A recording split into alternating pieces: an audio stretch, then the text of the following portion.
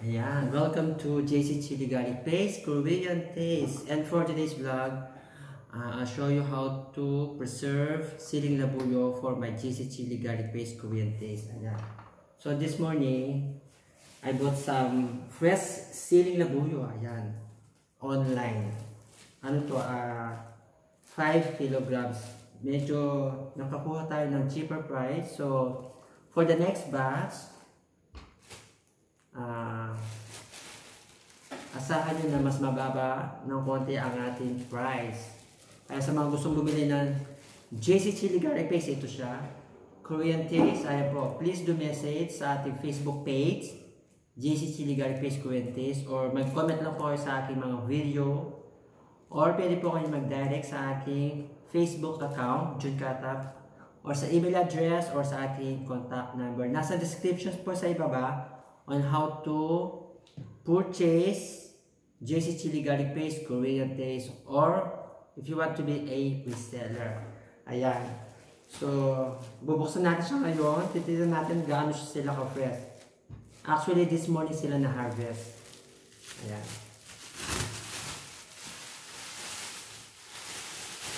Ayan. Wow! Ay, fresh nga. Ayan o. Oh, see? Fresh na fresh. Ayan. Oh. So, gagawin natin, ipipreserve natin sila kasi in about 1 or 2 days, may order po ako nito, and then ito po yung gagamitin natin.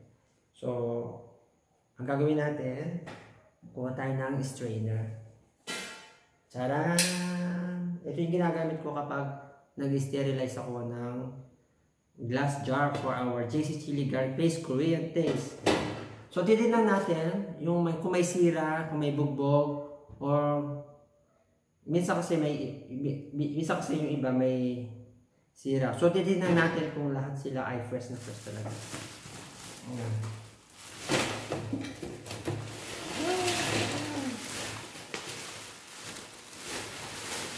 Ang dami.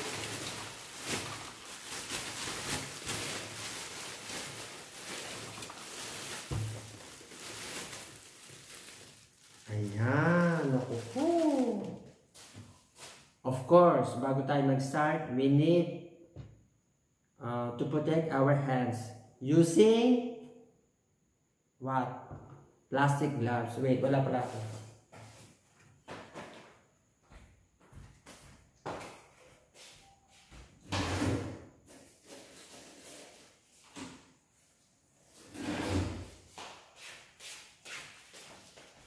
Tcharan!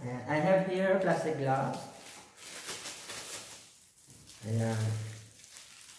Gagamitin natin ito to segregate ang ating mga sili sa mga bulok. Kung meron, yung may sira, may bugbog, ayan. Para kapag nag-preserve tayo, hindi sila makakahawa. So, I have here, again, dito naman tayo sa kabila,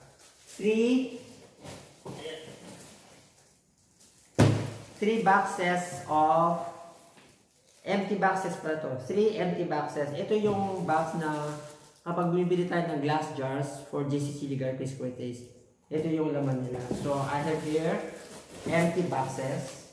Dito natin ilalagay. Right after, ilalagay natin sila sa freezer. Hindi ba sa chiller? Sa chiller actually. Ayan. Meron tayo 3 boxes. 1. Ito pa. 2. And lastly, 3. Yes. So, samahan niyo ako mag-segregate ng siling labuyo. Ayan.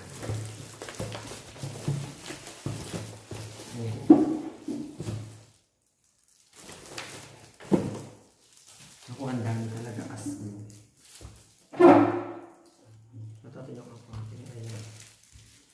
Kasi pag wala kang plastic gloves, naku, good luck sa mga kamay mo.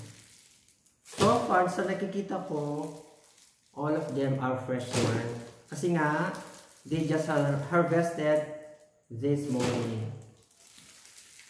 Ayan. Dapat, mabilisan lang. Kasi, ano naman, fresh na fresh naman actually. Kung may sira, tanggalin agad para hindi sila mahawa.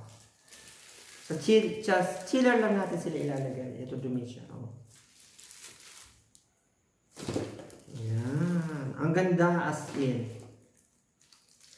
Yung iba red na red, yung iba orange. Ayan. Tingnan nyo. Oh, ayan oh. Ang ganda.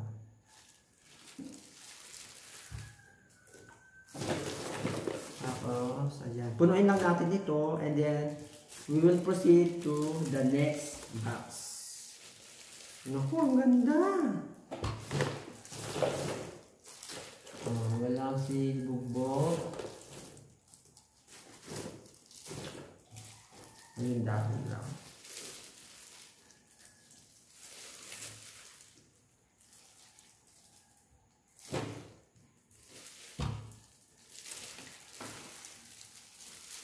Mabilisin lang kasi wala namang bugbog. Wala na. Alam na alam mo kapag may sira sa mga siling na bibili. Ano sila? Sa dahon pa lang, ito tumpok pa lang, nangingitim na siya. So it means, dito sa ano niya, ayan, madali na silang masira. And also, no need to wash this kasi maglalamog sila.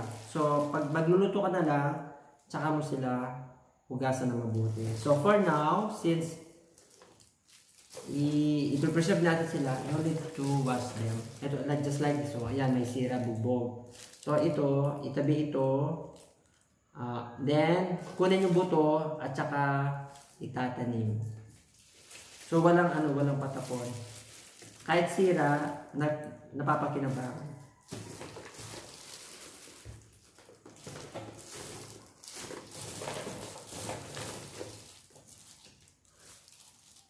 Ano lang mga dumi lang.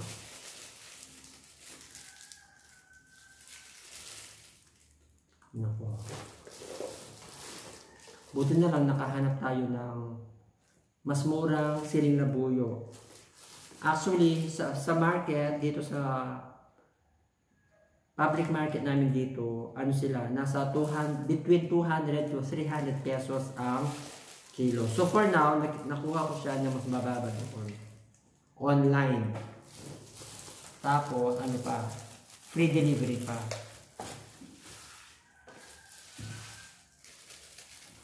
Ang dami nito.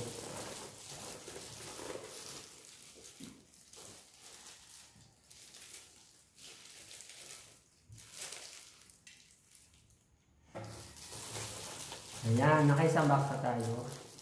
Wait. Just like ito, may sira siya. So, itabi natin. So far, so good. Ayan, nakaisang box na tayo. So, ganito lang siya. Ayan.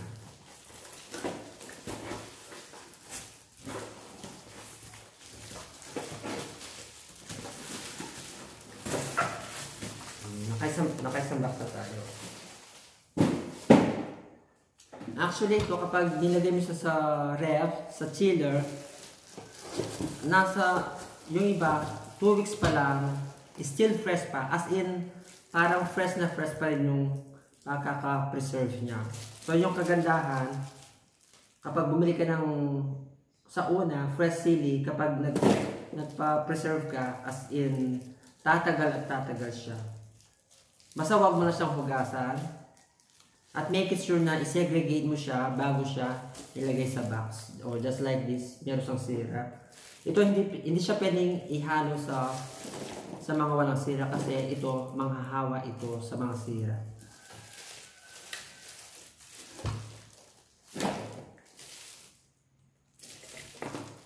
Kaya ko lumulunda.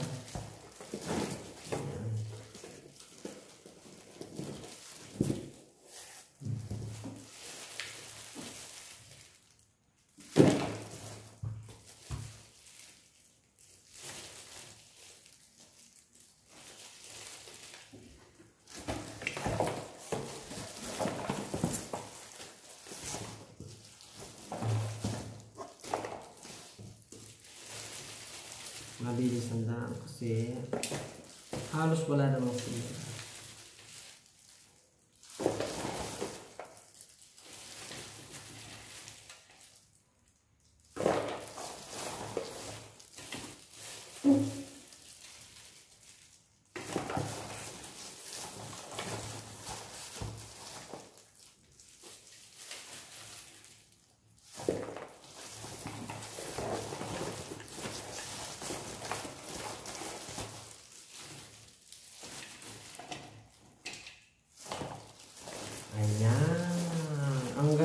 ang haba, oh.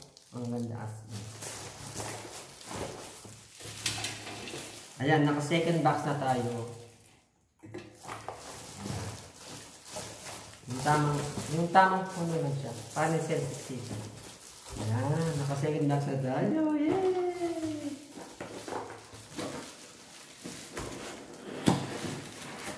2 points. And for the last box, saan magkasya sila?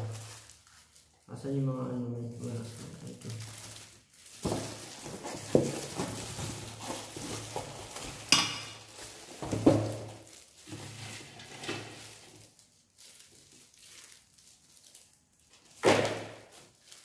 Just like this, ayan, medyo hindi maganda ang ano, quality. Ito pa.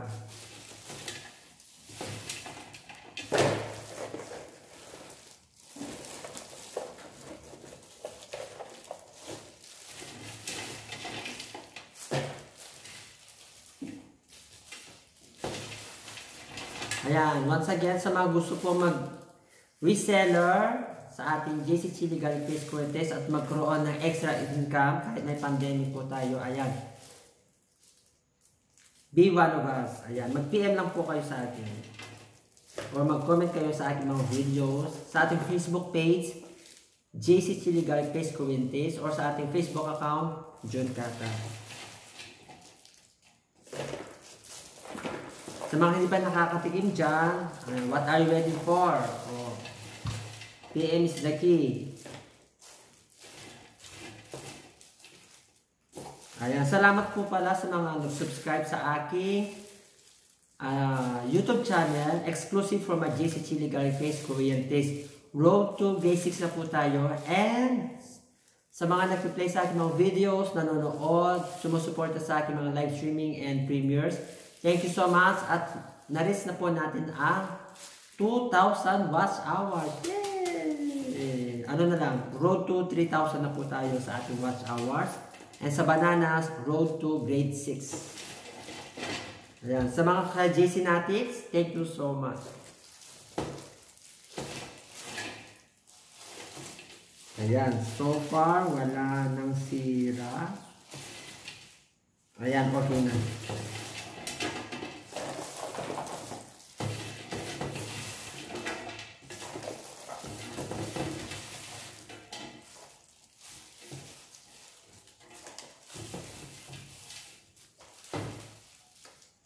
Yay! Finally! I have here. Yeah. One. Medyo siya puno. Bawasan mo po ng konti. Bawasan mo ng konti.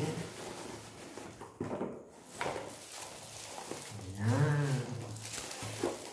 Ayan, nakatatlo tayo. 4, 2. Nice.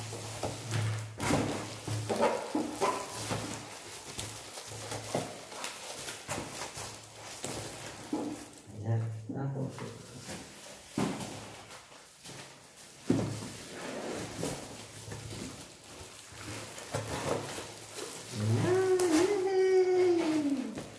Ayan. Ready na ang ating fresh siling labuyo for our JC Chili Garlic Paste Korean Taste. Ayan. Kung napipurious kayo, masarap nga po ba ang ating JC Chili Garlic Paste Korean Taste? Ayan. Kahit isang bote lang, tikman nyo. Murang-mura lang. Ayan. Kung magkano, ayan, i-PM nyo ako. Yay! Ayan. Thank you so much po at see you sa ating next video. Bye!